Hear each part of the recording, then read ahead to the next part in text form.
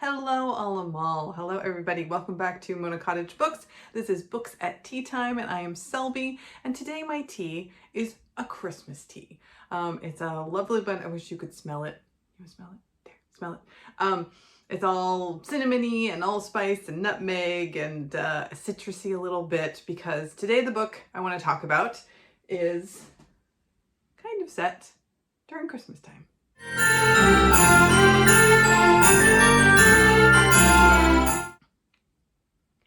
All right, so this isn't a completely Christmas book. It's more of a winter book, but there are parts that take place in summer too and throughout the year. But as you can kind of tell from the cover, it gives you the impression of the holidays. And that is because most of the book, like 95% of it, takes place in the Toymakers shop. And the Toymakers, it's Papa Jack's Toy Emporium. And it is open on the first frost. So as soon as they see like frost on the glass, they open up the shop, and then it's only open during the winter, and then it's closed when the first snow bell, a flower pops up in the spring. So it's only open at that time. So this is the perfect time to read it, because if you're in the Northern Hemisphere like I am, then you're probably still stuck in the middle of winter. Anyway, so I'm going to be talking about this book today. It is called The Toymakers by Robert Dinsdale. And I've seen other books by his, but I've never read any. So this is the first Robert Dinsdale that I have picked up. And my overall rating is good. It was really interesting. Later on, I'm going to get into some spoilers, but first I'll give you a little synopsis of the book. I'll read what happened on the back and what kind of sold me for it. The Emporium opens with the first frost of winter.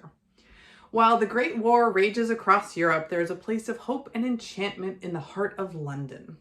The Emporium sells toys that capture the imagination of children and adults alike. Patchwork dogs that seem alive, toy boxes that are bigger on the inside, soldiers that can fight battles on their own.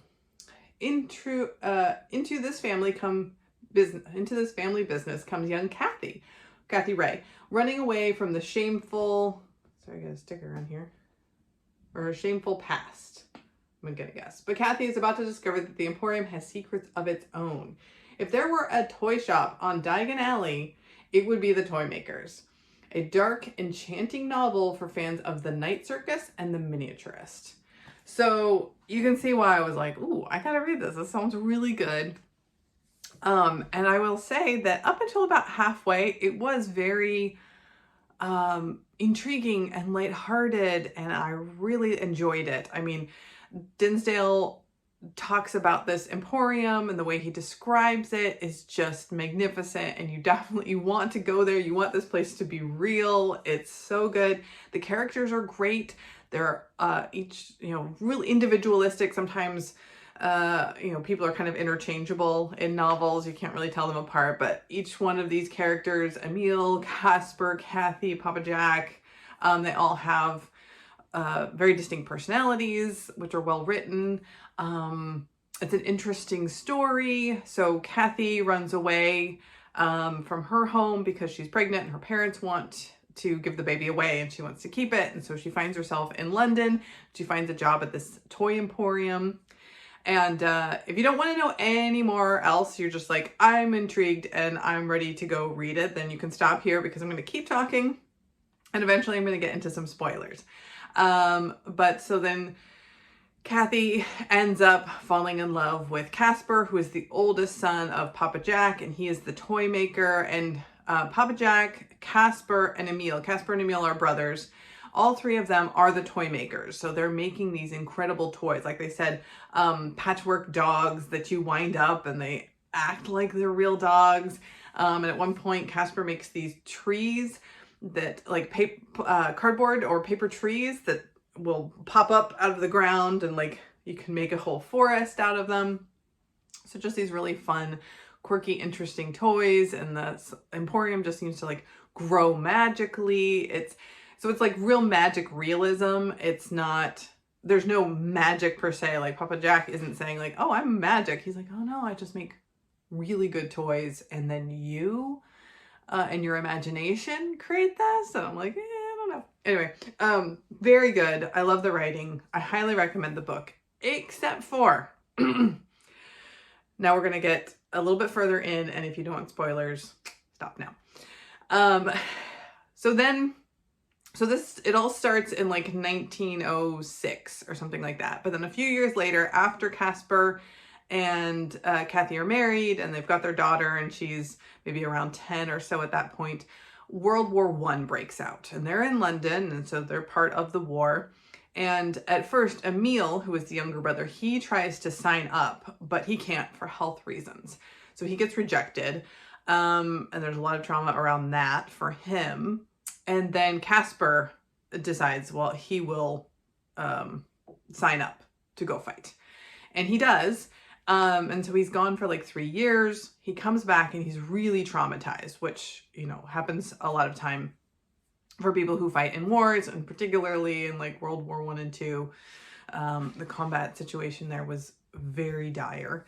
And he comes back very traumatized, and he has issues. And particularly he has an issue with his younger brother has been making toy soldiers. I mean, they have been making toy soldiers for decades, but he's making toy soldiers that are always fighting. And Casper doesn't like that anymore. Having been a soldier himself, he doesn't want any more fighting around him. So he wants his brother to stop making these soldiers, but they're really good sellers. And they're like what Emil is the best at making. It's his niche. And so there's a lot of tension between them. And eventually Casper like makes some of the toy soldiers sentient. So they can then teach the other soldiers to do things and like not fight if they don't want to, like gives them free will somehow. So then basically Casper makes like a few soldiers, and then they turn all the other soldiers, and there's like boxes and boxes, like thousands of soldiers in the Emporium being ready to be sold, and they get turned, they become sentient, and they decide they don't want to fight, and they follow their leader, and that starts the downfall of the Emporium because they don't have as many toys to sell. And also these soldiers then become kind of like mice, and they get into the walls and they build things so you can hear them scratching around at night, and sounds horrifying, honestly. Like, even though if you know they're toys, it's still like, this is really weird. So things start going downhill. There's lots of fighting between the brothers, and the dad's just kind of like, I'm out of this. Like, he can't handle it. He's got his own traumas from being in the gulags, I think, previously and stuff. And again, like really good character development. We really understand why the characters are doing what they're doing because of their past experiences. I saw excellent writing there. Eventually, Casper leaves. He writes a note. He leaves and he takes all the soldiers with him. So they're out of the Emporium now. Now here's the really big spoiler at the end. So if you really don't want any spoilers, stop. Because what we find out, so then after Casper leaves, there's just a steady decline of the Emporium. It's still around, but it's really tough, and everybody has to leave, and it's basically just Emil and Kathy running it now, and they're kind of just perfunctory going about their days, and it, you know, for like 30 years or something, a really long time. It's just a slow decline, and it gets kind of sad and depressing. And but then at the very end, so the Emporium has gone bankrupt, and they're going to demolish it. They're going to demolish this whole building. And Kathy has like gone to live with her daughter somewhere, and somehow like one of the sentient toy soldiers gets in her bag and is reanimated, wound up, and basically tells her, you need to go back to the Emporium because Casper is there. So we thought Casper left and is probably dead like 30 years ago, but the toy soldier says no. And so Kathy and her daughter go back to the Emporium, and they find this Wendy house, which is kind of like a big playhouse that the dad had like made bigger on the inside. So again, that magic realism of it's bigger on the inside. It's a bit of a TARDIS. And then at one point, Casper had made toy boxes that were actually bigger on the inside as well. So you could put like a room's worth of toys in a small box. So they go to the Emporium and they find that Casper has been locked in this house for like 30 years. And that he had like then made extra rooms and spaces and worlds with his, you know, magical abilities that aren't magical. Anyway, and I don't, but so then it ends happily ever after because Casper's back, and him and Kathy are still in love and whatnot, but nothing is said about what happens to Emil. So basically Emil locked his brother in this toy house. That's what happens, as you find out that he locked his brother away, gave him some food for a little while, but not 30 years worth of food, and shoved him away and didn't say anything. And they were going to destroy the Emporium. And again, he still didn't say anything about like, well, maybe we should get him out of this house. No, he just forgot about him, left him in there. So totally messed up. Happy book for like the first half, well, not happy, but like, you know, a reasonably happy book for the first half. And then it just gets darker and darker. And then at the end, I'm like, what the heck? What the heck? So yeah, I was a little thrown off at the end. I thought, oh gosh, this wasn't the happy Christmas story that I was hoping for. And you know what? I should have known that, because looking at this cover, you know, I thought, okay, Christmas, whatnot. And I thought it was just like that all the things happened at night. So that's why it was dark. But psychology of book covers, it's black because it has some really dark bits in it. So yeah, so that's the Toymakers, and I just really needed to talk about that book because it was really threw me for a loop, and it was not what I was expecting, although I would say it was really well written. It was very interesting.